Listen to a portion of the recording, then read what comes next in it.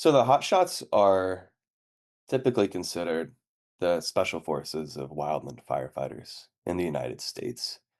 Wildland firefighters are different from municipal firefighters.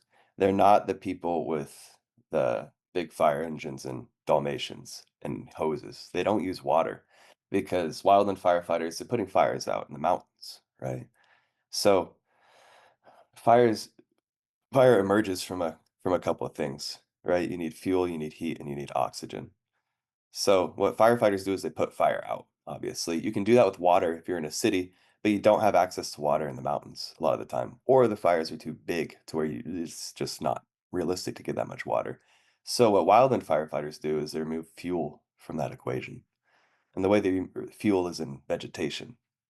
And so the tool of wildland firefighters is it's a chainsaw. It's not a hose. So you're up mountaineering along the edges of these extreme wildfires in extreme terrain with chainsaws on the edges of the fire, cutting the brush away from the fire.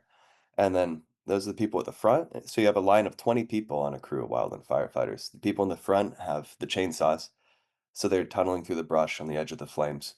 They each have a partner who is throwing the brush away from the flames. And then there's people with like shovels and pickaxes behind them scraping the dirt down to soil so that the fire, when it bumps up against that soil, it has nothing to burn because fire needs life to burn. So that's wildland firefighting. The hot shots are the specialists of that. They're the ones who can cut line the fastest. It's called cutting line when you're tunneling through the brush or moving through that terrain. They're specialists in working in extremely steep and difficult terrain, uh, that, is quite dangerous to move through, if you're not adapted to that or you accustomed to that. But then you also have just people with such intense wildfire experience, so many years of wildfire experience to where you can work at the hottest, most dangerous sections of the fire and come out alive and safe because your leaders and the people in your crew understand the fire behavior with that much intimacy. So hotshots often get the most intense assignments on the most intense fires. Um, it's not uncommon for helicopters to go and drop us off in a really intense part of the fire in the mountains, and then hotshots will stay out there for like 2 weeks sometimes fighting the fire. Um, it's You're sleeping on the ground, not intense, but on the ground on sleeping pads for weeks at a time. Working well, you're really working around the clock, but you'll fight fire for about 16 hours, and then you'll sleep for about 8 hours in the smoke. Wake up and keep doing it. So it's it's a really intense form of tactical athleticism as well. So hot shots are extremely elite wildland firefighters. And the Los Padres Hotshots are an elite crew of hotshots. They have been historically. They're one of the first hotshot crews that was formed in the United States back in the 1940s, which is when the hotshots started. And part of it comes from part of the reason why the Padres hotshots are so respected and have been so well regarded through the years is just because of the intensity of the fires that we get down here in southern and central coastal California. We have some of the Well, between where I'm at sea level right now. I can see the ocean. To the mountains behind me, just a couple miles away, it's 3,000 feet elevation change, so it's extremely steep. The mountains here are, they're not like as high as the Rockies, but they are incredibly steep. And the brush here is some of the most flammable.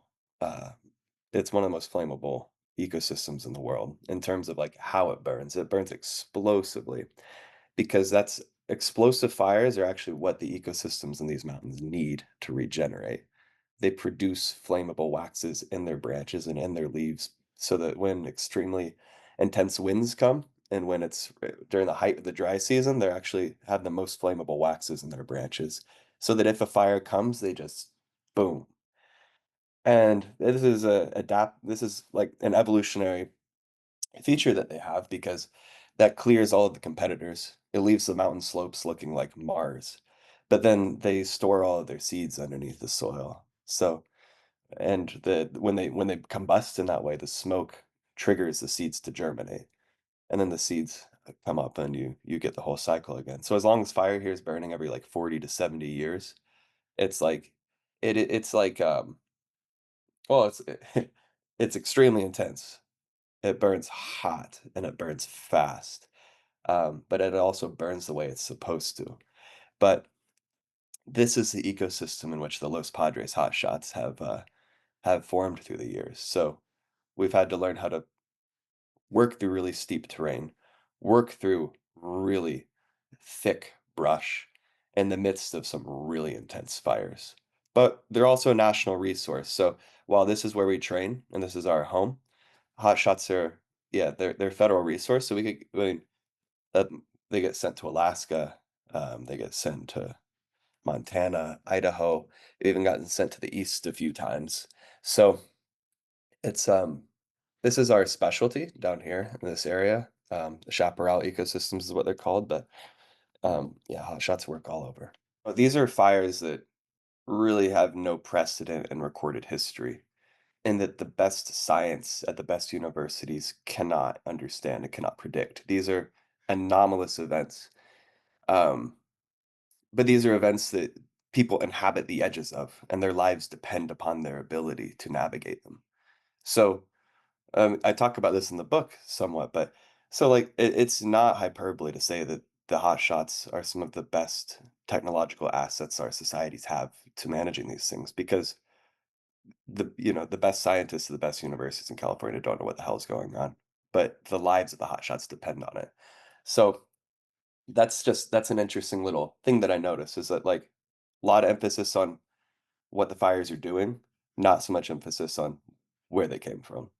Um, Partially just because there's such an immediacy and pragmatic, presentness to the job from the way that you make sense of the overall topic as well. I've been an anthropologist long enough now to where that's how I move through the world. I think about things anthropologically, and from a basic perspective, that's just when I'm in a situation, I'm asking, "How did we get here? And where are we at? And where are we going?" And the where we're at was obviously on the fire line, right? That's like, wow, like, you know, climate change is like blowing up these forests, and there's these like, like super elite athletes navigating fires that like science can't even understand. But these athletes are like, they're financially and economically abandoned and abandoned by our healthcare system. So there's a lot going on there as well. But then I was doing my anthropological research as well, which means I was doing a whole lot of reading and interviews and talking to people and just getting out there trying to figure out like where these fires came from. Uh, Climate change is like the match that we've dropped on our forests, but these forests haven't just been like sitting there outside of human influence since time immemorial, right? Which is how like the American conservationist kind of has traditionally imagines them. So I started just, digging into the history of how people have used fire in California. What is the history of fire in California? And how did we get to the point where these fires are so big? And so that's what led me into the history is because I used the anthropological perspectives that I'd used in prior research and I applied them to California. And and I think that in a lot of ways helped me sort of process this what I was encountering as a hotshot on the fire line as well, because I would often show up back home for a couple of days between fires and just feel completely unsettled and unmoored because weren't any words to process the sorts of things that I was experiencing in terms of like the physical intensity of fighting these fires, but also like there's no precedent for these fires either. So trying to like find an anchor for these experiences was in terms of history and sociology. Um, was I think it's kind of what helped me feel like I had my feet back on the ground. So that was part of the motivation, and then it was just a matter of thinking how I can weave these together. Which fires speak to which parts of these historical factors that have made fires so out of control. Um, but then also like there wasn't a whole lot being written about the history of fire, the human history of fire in California, and at least in popular media. And they're all like, a lot of the narratives that you would see in popular media during fire season traced fire suppression back just 100 years. That's not news to California's indigenous people. So later on, when I started doing more prescribed burns and I started working with more indigenous people in California, um, it wasn't it's not like I mean, I didn't discover any of the things I wrote about in my book. I'm just trying to convey it and trying to help put it into, popular consciousness.